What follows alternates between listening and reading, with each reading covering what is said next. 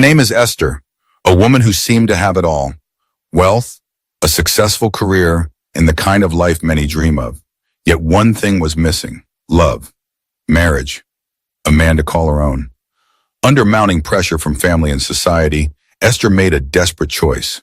She contracted a man she barely knew and even paid her own bride price, just to silence the mockery around her. She believed that would end her pain. But in truth, her real struggle was only beginning. What unfolds in this story will leave you with a powerful lesson about life, self-worth, and the meaning of true happiness. Before we dive in, don't forget to hit the like button. And if you're new here, kindly subscribe and join us on this unforgettable journey of lessons, love, and second chances. Let's get started. At 32, she was the first daughter of her family, a position that once brought pride but had slowly turned into a chain. For most of her life, Esther had worn the title of Ada, the first daughter, like a crown. Growing up in the bustling streets of Enugu, it meant respect. Aunties sent her on errands with a wink. Uncles called her Mama Nine, as if she carried the authority of a second mother. She was the one who mediated childish quarrels, the one her two younger sisters, Amaka and Chidinma, ran to when the world bruised their hearts. But tonight, as the orange glow of kerosene lanterns flickered across her mother's veranda, the same title felt like a weight pressing on her chest. The distant hum of generators from neighboring houses filled the quiet street like a low, restless drumbeat. A breeze carried the sweet, smoky scent of roasted corn from the roadside vendors, but it only sharpened the hollow ache in her stomach. Her mother's voice sliced through the evening air. "Chimo, Esther, your sisters are carrying their children in their arms. Yet you, what exactly are you waiting for? Gray hair?" Esther stiffened. She had heard the words 100 times, each repetition grinding deeper into her soul. Inside, she could hear the clatter of plates as her mother set down the evening meal. Amaka's laughter floated out from the sitting room, soft, musical, almost taunting. Chidinma, the baby of the family, was probably rocking her newborn, the child that had turned their mother's constant complaints into songs of pride. Esther pulled her shawl tighter around her shoulders and forced a smile when her mother emerged. Mama's head tie was tied in an elaborate rose, her wrapper the color of ripe mango. She stood with arms akimbo, her gaze sharp enough to cut. "My daughter," Mama said, her voice dropping to the tone that carried both love and accusation. "What is your plan?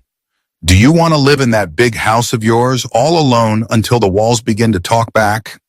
Esther wanted to answer. She wanted to say that she had built a life of her own, senior banker, homeowner, the pride of her office.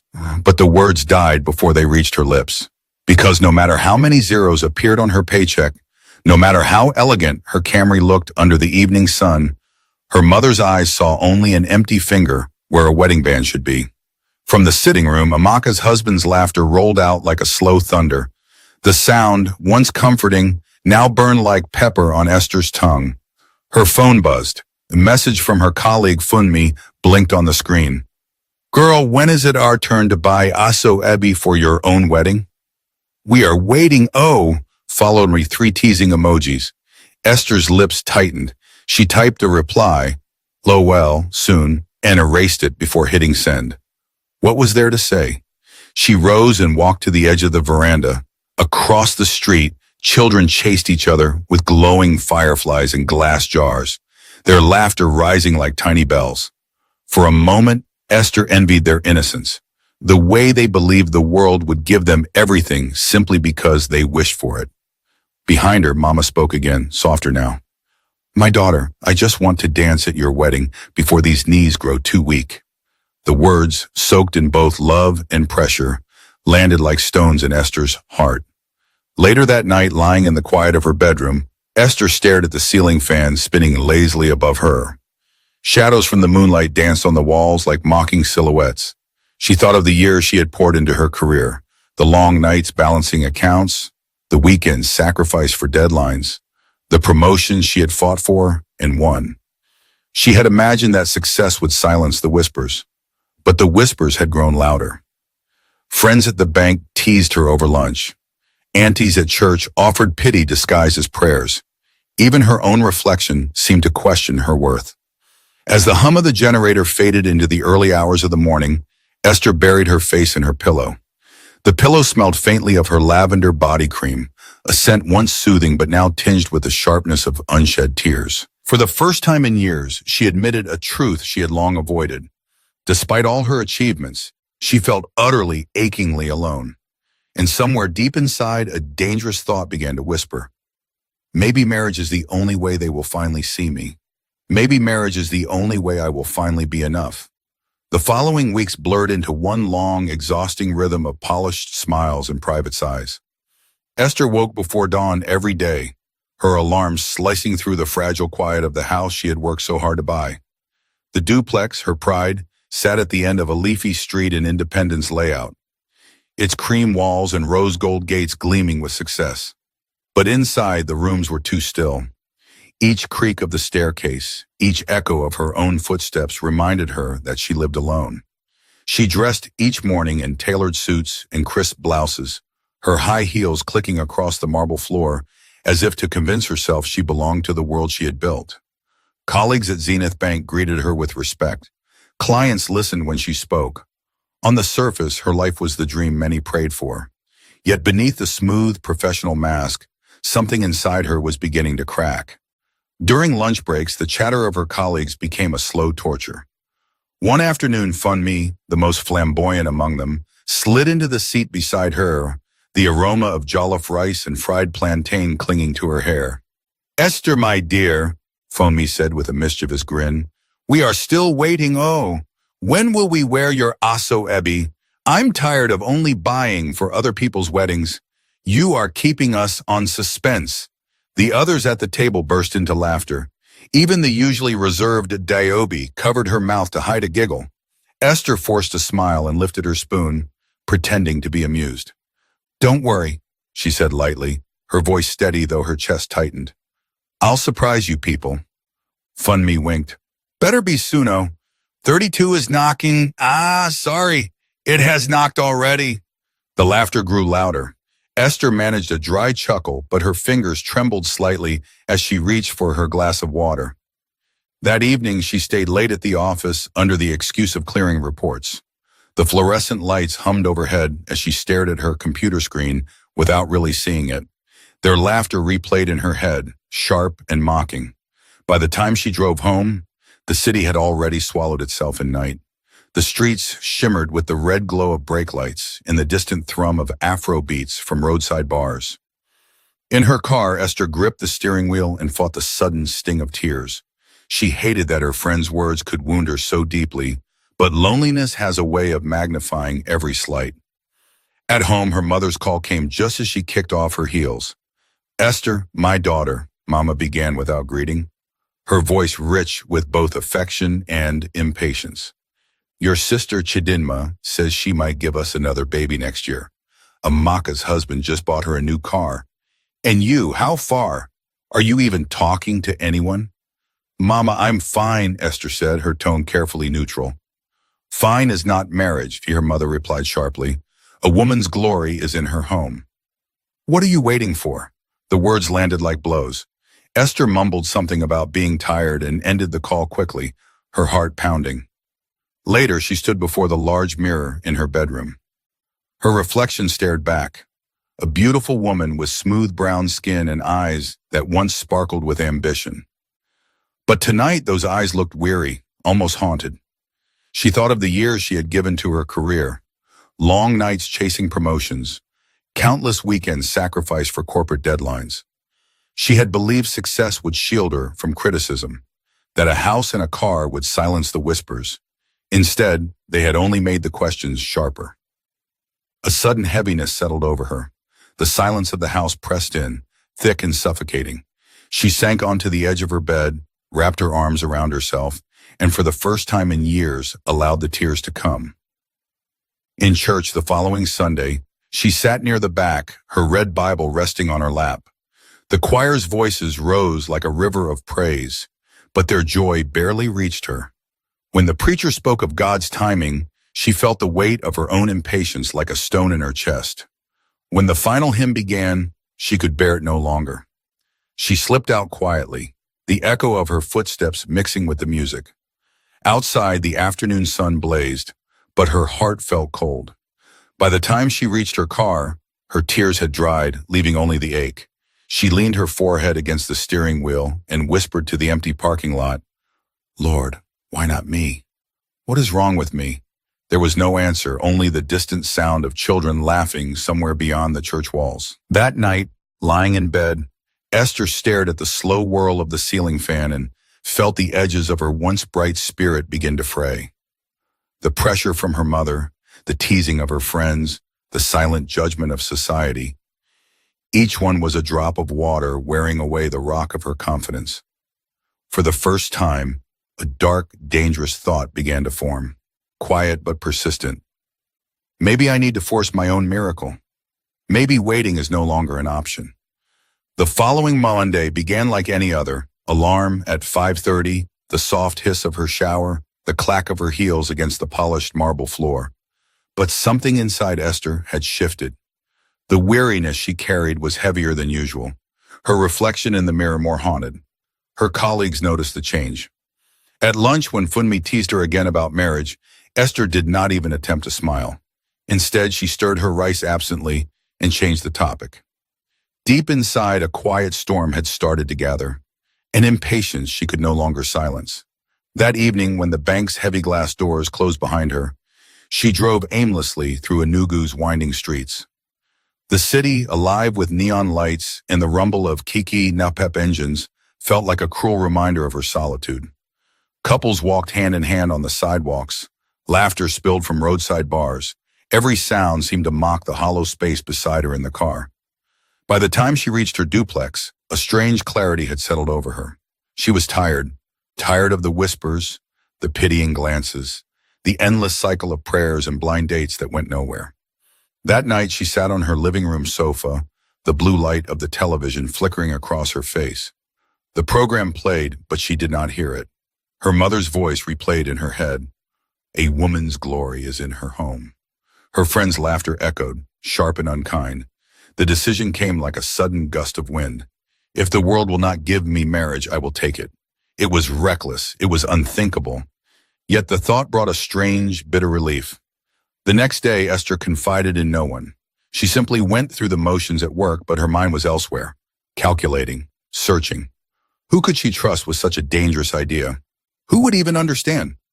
That evening, as she scrolled through her contacts, her eyes rested on a name she had not thought of in years. Chuka. Chuka had been her classmate at the University of Nigeria, Nsukka. Back then, he was known for his smooth talk and his knack for making money from the most unlikely ventures. Printing flyers, running errands for lecturers, even selling exam notes for a fee. He was the kind of man people called streetwise, someone who always knew how to cut corners. Esther hesitated. She had not spoken to him in nearly a decade, but something told her he would understand. With a deep breath, she dialed the number. It rang twice before a familiar baritone answered. Hello? Chuka, it's Esther. From UNN, do you remember me? A pause, then a surprised laugh. Esther Ada. How could I forget the girl who always topped our class? My goodness, it's been ages. To what do I owe this honor? His easy charm loosened something in her chest, and before she could overthink it, the words spilled out. I need help, she said, her voice barely above a whisper. Help? What kind? There was no elegant way to explain it. I need to get married. Quickly. And I'm willing to pay someone to make it happen. The line went silent. Esther could hear the faint sound of traffic at his end, the honk of a distant car. Finally, Chuka spoke, his tone careful. You mean you want someone to marry you for money? Are you serious? Yes, she said firmly, superseding even herself. I am tired of waiting. I am tired of my mother's taunts, my friends' jokes. I want it done.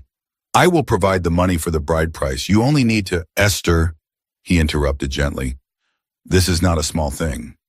Marriage is— I know what marriage is, she snapped, then softened. I know. But I can't. I can't keep living like this. I need them to stop. I need peace. There was a long silence. When Chuka finally spoke, his voice carried a hint of hesitation. You always were determined. Let me think. Give me a day or two. please, she whispered. Just help me. For the next 48 hours, Esther lived in a haze of nervous anticipation. At the bank, she signed documents and approved loans mechanically, her mind replaying the late-night conversation. When Chuka finally called, her heart raced. I can do it, he said simply. But Esther, are you sure? This is not a game. I'm not a saint. If we do this, there is no turning back, I am sure, she replied, though her stomach knotted with fear. He outlined the plan with the same business-like efficiency he once used to sell exam notes. He would come to her family with the traditional bride price. She would quietly provide the money in advance. They would wed quickly, no fanfare, no drawn-out ceremonies. And after, he asked, his tone unreadable. After? Esther hesitated. She had no answer. She only knew that once the ring was on her finger, the taunts would stop. The whispers would die. When she hung up, she sat in the silence of her living room, her hands trembling. Somewhere deep inside, a small voice whispered caution. This is not love. This is desperation. But she pushed the thought away. All she wanted was to breathe without judgment. That night, as she counted the cash she would give Chuka for the bride price, she felt both powerful and strangely hollow. The crisp notes glowed under the lamp, the symbol of her hard work, her independence. Yet each bill felt like a piece of herself being traded for a promise she was no longer sure she wanted. The following weekend, Chuka arrived at her family home with a practiced smile and the confidence of a man who knew how to play a role. He presented the bride price with quiet ceremony. Esther's mother beamed, her eyes glistening with triumph. Finally, Mama whispered, clutching Esther's hands. Finally, you have brought us honor. Esther forced a smile for the cameras, the crimson gel tight around her head like a crown in a cage. But as the ululations of the village women rose and the talking drums thundered, she felt a cold emptiness settle in her heart. This was the wedding she had bought with her own hands. And even as the world around her danced, Esther knew she had crossed an invisible line, one from which there might be no return. The first days of married life should have tasted of promise, sweet mornings of shared laughter, soft evenings of whispered dreams. But for Esther, the silence began almost immediately. The wedding had barely ended when Chuka's charm began to thin. Gone was the man who had smiled warmly while presenting the bride price to her family. The honeymoon glow that Mama had bragged about never arrived. There was no honeymoon at all, just two strangers sharing a roof, bound by a secret transaction neither dared name. Their new apartment in the highbrow part of Enugu should have felt like a fresh beginning. It was a two-bedroom flat with polished tiles and a balcony that caught the evening breeze. Esther had chosen the place herself, paying the rent in full to avoid any hint of financial dependence. She had imagined a quiet partnership, companionship, if not romance. But the walls soon became witnesses to a different reality. On their first evening together, she prepared a simple meal of jollof rice and grilled fish. She set the table carefully, 2 plates, 2 glasses of chilled water, a small vase of fresh hibiscus flowers she had bought on the way home. Chuka arrived long after sunset, the smell of alcohol and cigarette smoke clinging to his clothes. You cooked? He said, his tone flat, eyes already scanning the room as if searching for something more interesting than her. Yes, she said, forcing a smile. I thought we could. I already ate, he interrupted, dropping his car keys with a careless clatter.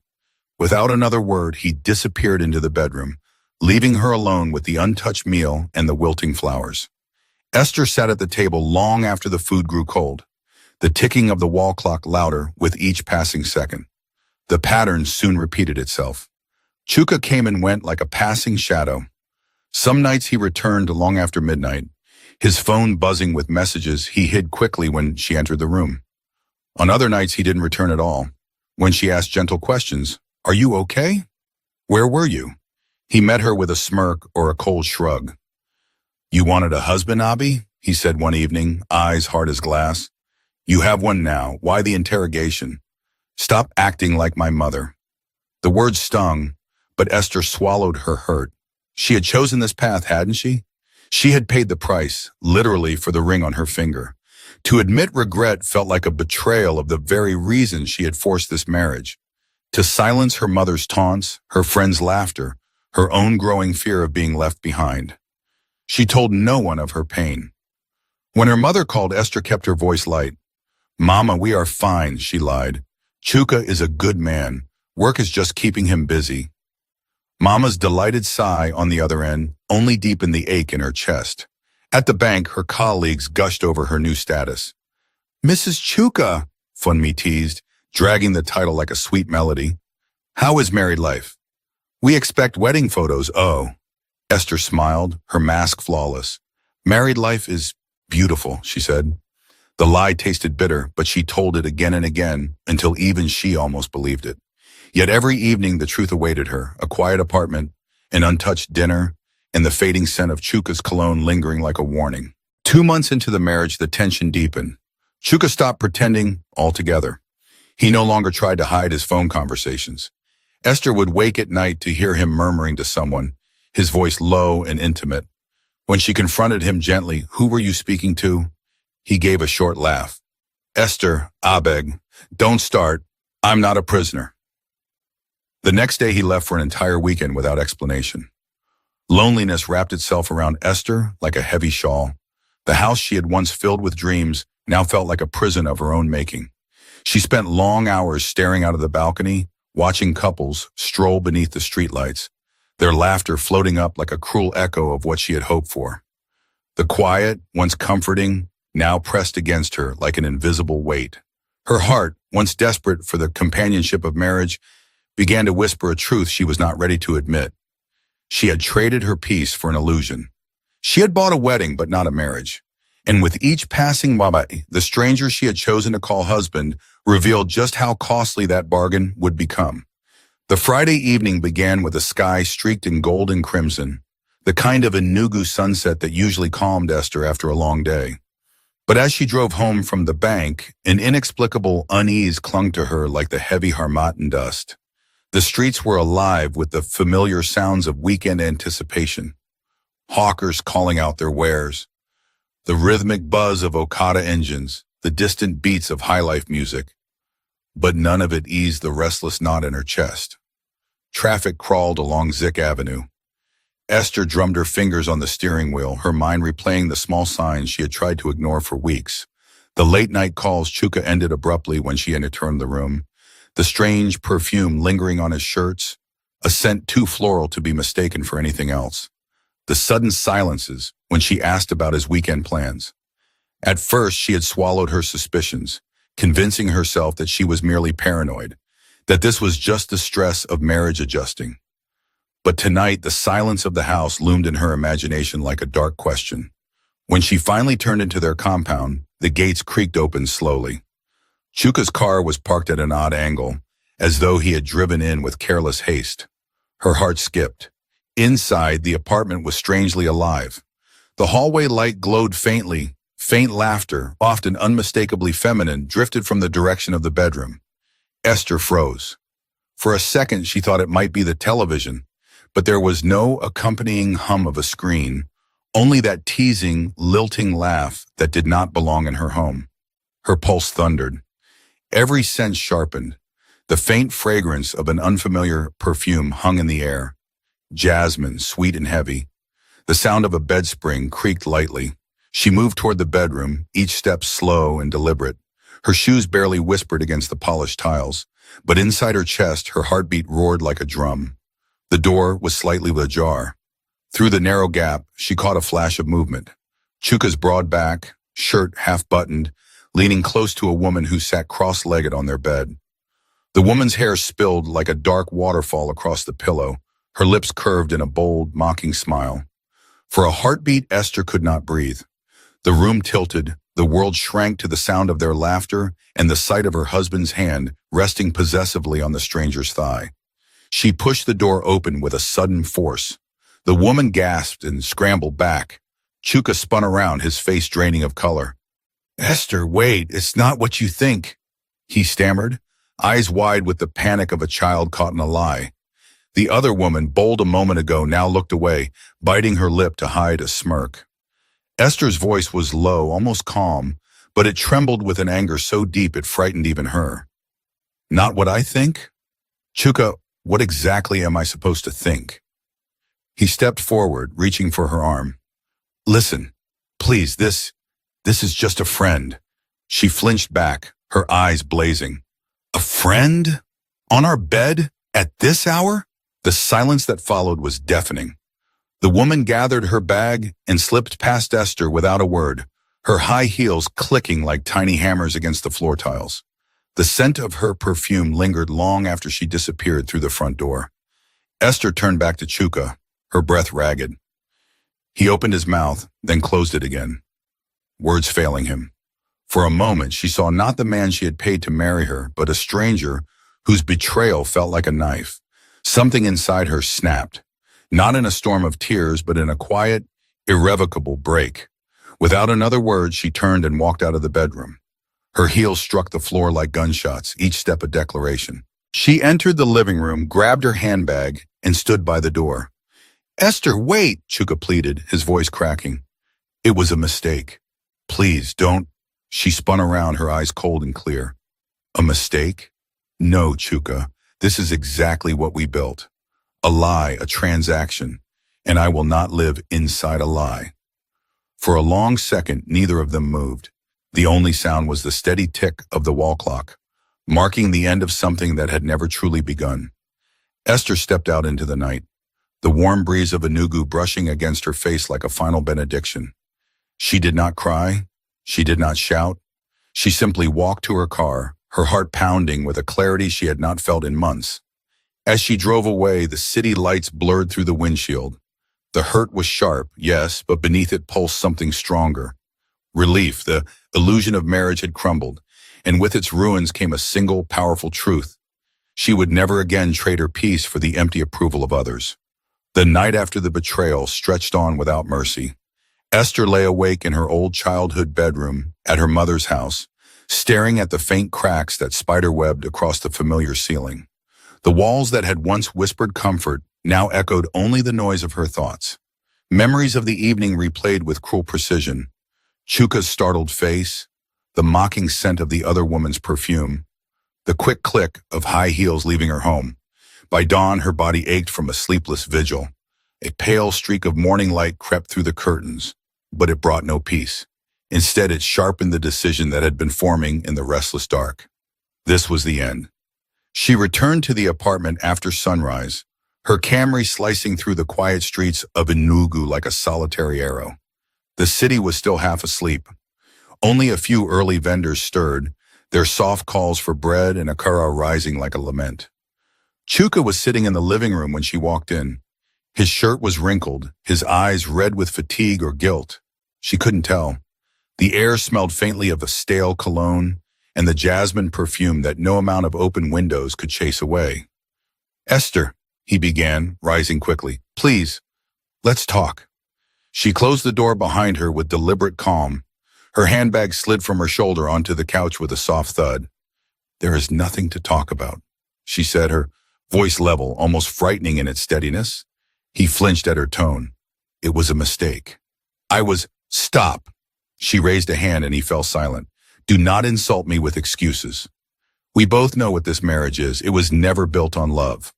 Only on my desperation and your convenience." Her words hung in the air, heavy and unanswerable. Chuka's face tightened.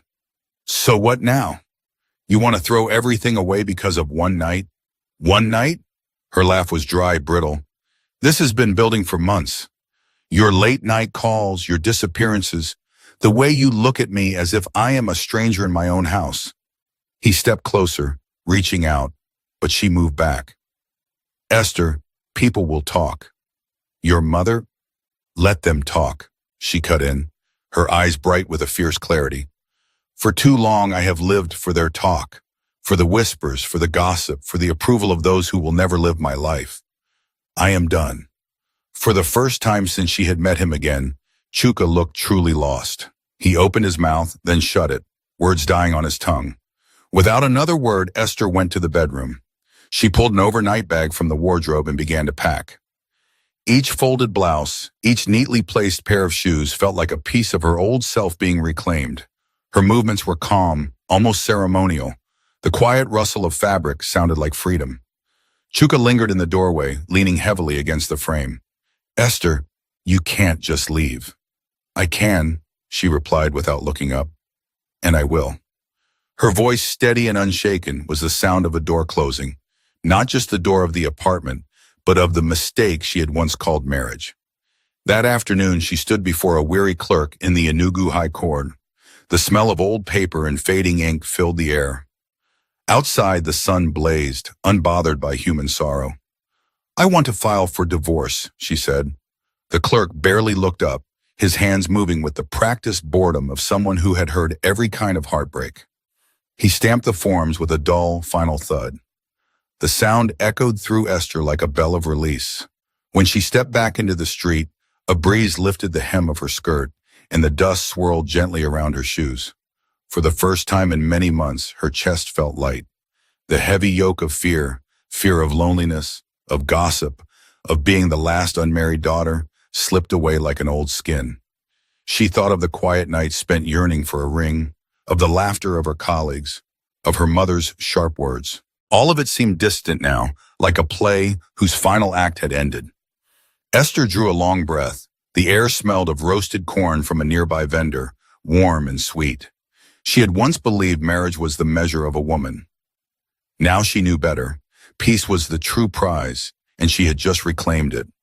That evening, back in her mother's house, the compound bathed in a soft orange sunset. Children chased each other with carefree laughter, and somewhere a radio played an old highlife tune.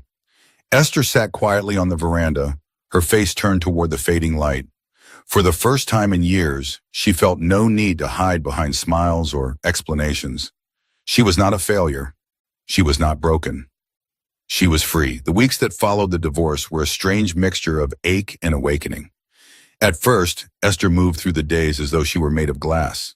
Every sound seemed sharper. The distant cry of hawkers selling roasted plantain in the evening, the slow hum of Enugu's morning traffic, even the rustle of dry leaves outside her mother's veranda. All of it reminded her of how much she had lost and how much she had chosen to leave behind. Her mother's reaction came like a storm. The first call arrived the morning after the news reached their village. "Esther!"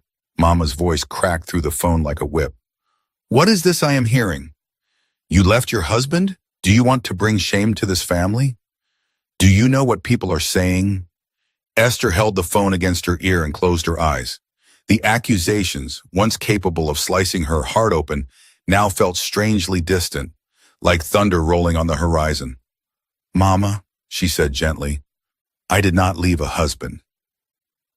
I left a stranger." There was silence at the other end, then a whinnying, heavy sigh. Mama muttered something about prayer and abruptly ended the call. Esther set the phone down and stared at her hands. They trembled only slightly. She realized with a quiet shock that the fear of her mother's disapproval, the fear that had driven her into a loveless marriage, no longer ruled her. Loneliness still came in waves, especially at night. Sometimes she would wake with the ghost of Chuka's laughter echoing in her mind, and for a heartbeat she wondered if she had done the right thing. But each time, the memory of that perfume, the jasmine scent of betrayal, rose like smoke, and she knew her decision had saved her soul. To fill the emptiness, she began to rebuild her life. First, she returned to her duplex, the home she had abandoned in her rush to be married. The moment she stepped through the gate, the familiar scent of hibiscus and damp earth wrapped around her like an old friend. Dust lay on the furniture like a thin blanket of neglect. But to her, it felt like a house waiting patiently for its owner. She spent a full Saturday cleaning, sweeping, scrubbing, wiping every corner. With each stroke of the mop, she felt a weight lift. The rooms, once silent and accusing, began to echo with the sound of her own laughter again. By evening, the house gleamed, and Esther stood in the center of the living room, breathing in the smell of lemon-scented polish. "This is mine," she thought. "This is me." The next step was her heart. Esther booked her first therapy session, a decision that would have seemed unthinkable months earlier. The therapist, a soft-spoken woman named Mrs. Ease, listened without judgment as Esther poured out her story. The words tumbled like a flood. The teasing colleagues, the pressure from her mother, the deal with Chuka, the betrayal. When she finished, Mrs. Easy simply said, "Esther, you have spent years living for other people's expectations. It is time to ask, what do you want?" For a moment, Esther had no answer. Tears welled in her eyes, tears not of grief but of recognition. She realized she had never truly asked herself that question. In the weeks that followed, she began to explore the answer. She joined a book club in town, where lively debates over African literature filled her evenings with laughter. She signed up for Saturday morning yoga classes in a small studio near Polo Park. She started taking slow evening walks along the quiet roads of Independence Layout, where the sunset painted the hills in hues of gold and purple. Neighbors began to notice the change. The once wary banker now smiled easily, her eyes bright with a quiet confidence. At work, Esther threw herself into a new community project, an outreach program that taught financial literacy to market women. She found joy in explaining savings plans and small business strategies to women who reminded her of her mother. Strong, determined, unbowed by hardship. For the first time in years, her career felt less like an escape and more like a calling. Her sisters, Amaka and Chidinma, came to visit one Sunday afternoon. They found her arranging bright sunflowers in a tall glass vase. "Big sister," Amaka said softly. "Oh, I wanted on it, Bali. We heard everything. We were worried." Chidinma squeezed Esther's hand. "But seeing you now, we understand. You did what you had to do. We are proud of you." The words warmed Esther more than she expected. The resentment she had once felt toward their seemingly perfect marriages melted into a quiet affection. They sat together on the veranda, sipping Zobo, as the afternoon light softened. For the first time in years, their laughter held no edge of comparison, only love. One evening, as the Harmattan breeze drifted through her open balcony, Esther stood watching the city lights flicker against the darkening sky. Somewhere in the distance, the sound of church bells mingled with the gentle buzz of night insects. She wrapped her arms around herself, not out of loneliness, but of a new gentle contentment. "Marriage is not the crown of my life," she whispered into the cool night. "I am enough." For the first time, she believed every word. The emptiness that once gnawed at her was replaced by something deeper, a peace that no ring, no approval, no whispered gossip could ever give. Esther had not only left a marriage, she had found herself. And in the quiet strength of her own heart, she discovered the beginning of a love story. One written first and foremost with herself. Months rolled by like a gentle river, carrying Esther further away from the storm she had survived. The sharp edges of heartbreak softened, and in their place grew a calm she had never known. Her days unfolded with a rhythm that was entirely her own. Mornings of quiet prayer, long walks under Enugu's rising sun, evenings spent with books that once gathered dust on her shelf. Her mother, who had once been the loudest voice of pressure, gradually grew silent. At first, Mama called often, each conversation beginning with thinly veiled disapproval. "So you are just going to stay like this, Esther? Alone?"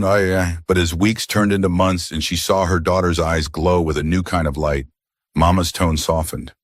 One evening during a visit, she watched Esther laughing with Amaka and Chidinma over a bowl of pepper soup and finally sighed. "My daughter," she said quietly, almost to herself, "maybe happiness is not only in marriage after all." Esther reached across the table and squeezed her mother's hand. The simple gesture said what words could not. "I am at peace. I forgive you." At the bank, Esther's career blossomed in unexpected ways. Her work with the financial literacy outreach caught the attention of senior management. They praised her ability to connect with women in the markets, to explain complex concepts in words that sparked confidence. Soon she was asked to lead a citywide initiative, a project that not only elevated her professional profile but also fed a deeper purpose inside her. For the first time, her work felt like more than numbers and balance sheets. It felt like service, like meaning. The same society that once judged her for not wearing a wedding ring now applauded her for empowering others. But even as her professional life soared, Esther carried her personal healing with tender care.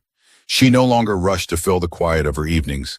Instead, she learned to savor it, sipping tea on her balcony as the Harmattan breeze whispered through the hibiscus bushes, listening to the city's night song of distant music and soft generator hums. It was at a charity gala for the outreach program that Esther's path quietly shifted. The event, held in a grand hall at Independence Layout, shimmered with soft lights and the gentle clinking of wine glasses. Esther moved through the crowd of donors and community leaders with a confidence that no longer sought validation. By the buffet table stood a man she had not met before, a tall, gentle-looking man with streaks of gray at his temples and a quiet smile that reached his eyes. He was speaking to one of the market women when their eyes met. "Hello," he said warmly when she approached to greet the group. "I'm Kunle.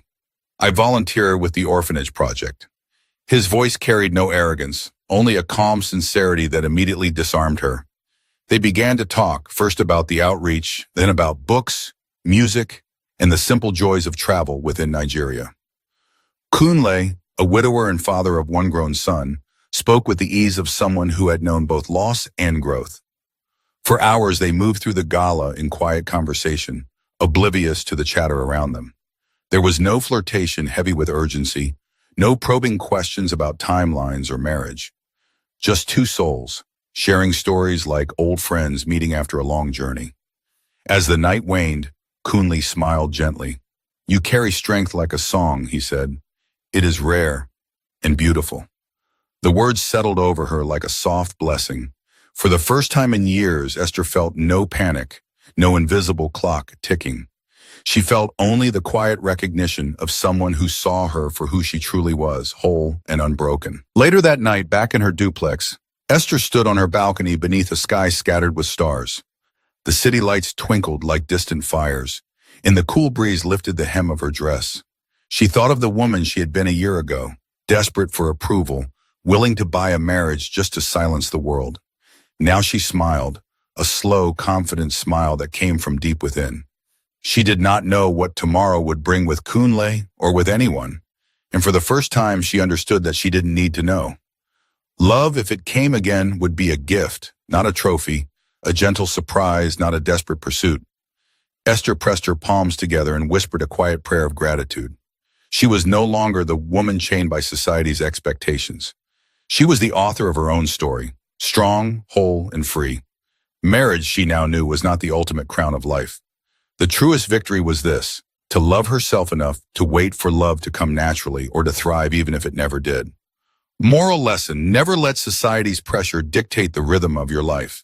Marriage is beautiful, but self-worth and happiness are not defined by a ring. True love, when it comes, finds those who have first learned to cherish themselves. Thank you so much for watching. We'd love to hear your thoughts. Share what you learned from this story in the comment section below. Would you like to see a part 2? Let us know. And guess what? Another powerful story is coming your way in just a few days. Be sure to subscribe and turn on the notification bell so you don't miss it. If you enjoyed this video, hit the like button and share it with your family and friends. Thank you once again for being part of our storytelling journey.